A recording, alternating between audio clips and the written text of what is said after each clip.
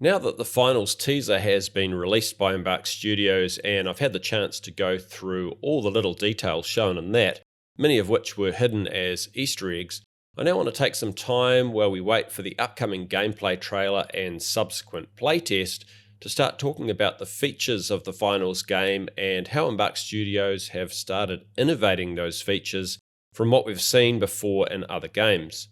I'm going to cover that along with a look at a new piece of concept art for the finals in this video. Wide is the gate and broad is the road that leads to destruction. G'day, Rockhound here!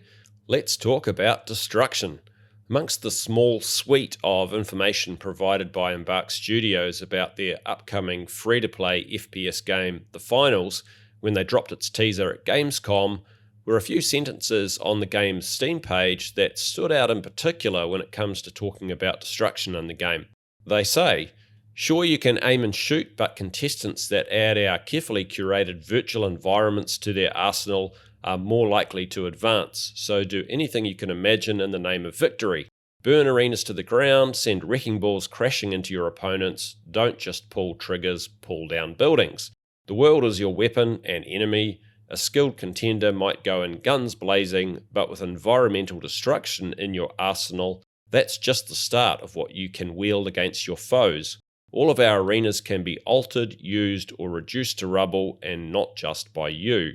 So it's very clear from that map-wide destruction in the finals will play a key role as a weapon for players to use and fight against. Interestingly, that very last sentence saying all of our arenas can be altered, used, or reduced to rubble and not just by you, in my mind opens up the possibility that and not just by you actually means a spectating audience may have a role to play in the game when it comes to altering the map. Now, it's pretty common knowledge that a core group of Embark Studios developers were senior members of the DICE team that worked on many of the Battlefield franchise games. Destruction has played a key role in what defines Battlefield as a game all the way through the franchise's history. But it's always kind of been complementary to other weapons rather than being used solely as a primary weapon. And by that I mean that you might be able to blow up a building knowing you can injure an opponent, but you might not rely on it to be the only means of finishing them off. This is reflected in the accuracy with which destruction is portrayed to each player within a Battlefield game,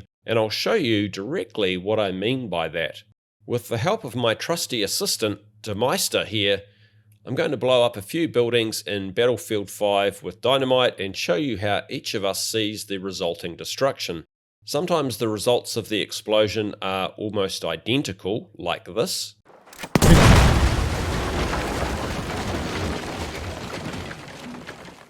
But then other times, the parts of the destroyed buildings being thrown around, collapsing and so on, actually appear differently to each of us, like this. My guess is that this variation probably has to do with how the DICE developers have the game server deliver information about the explosion and destruction to each player. This is something that is really noticeable in Battlefield, but also something that would become increasingly frustrating if you're using destruction as your primary weapon, as it sounds like you'll be able to do in the finals. Destruction-focused players in the finals will need to be able to rely on the result of a wrecking ball smashing through a building or explosives detonating beside a wall in the same way that other weapons in the game all respond the same. For instance, you can't have an AK-47 providing different recoil to one player compared to another unless it's related to leveling the weapon up. So why should destruction be any different? This means that the level of destruction we've seen from the likes of DICE probably won't pass muster for Embark Studios in a game like the finals. It needs to be the same for all players and by the sounds of it, apply pretty much across the entire map. So how will Embark Studios overcome these destruction hurdles? To find out, let's jump back to a blog post written by the head of the Embark Studios team, Patrick Soderlund, from November 2020.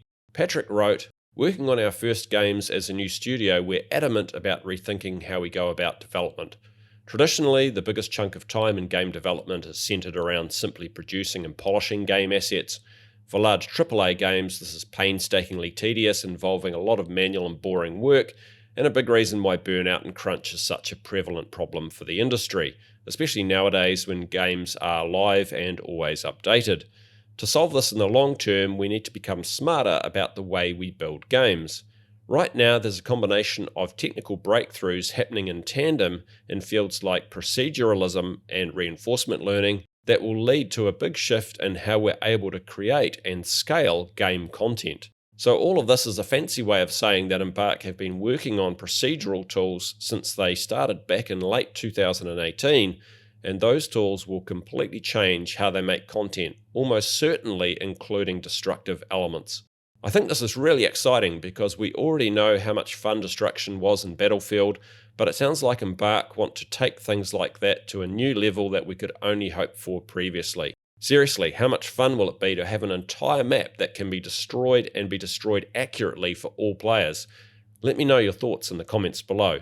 Now, before I take a look at a new piece of concept art for the finals, I want to quickly thank Duhmeister for his hard work in contributing to the destruction part of this video. Come on out, Duh, and take a bow.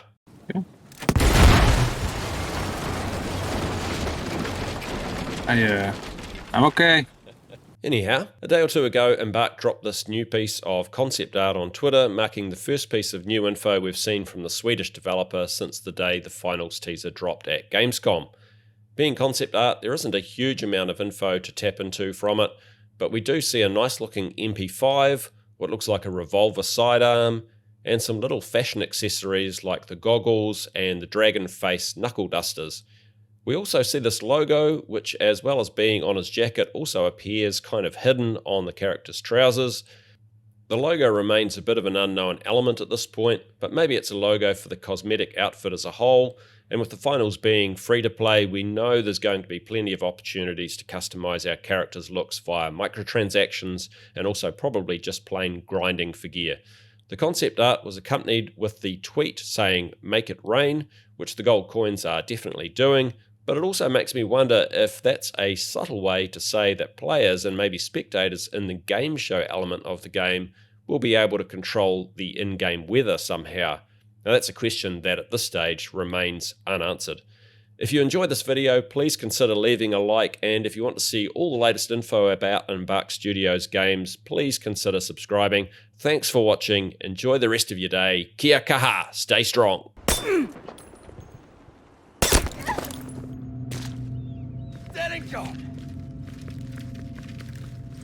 never really know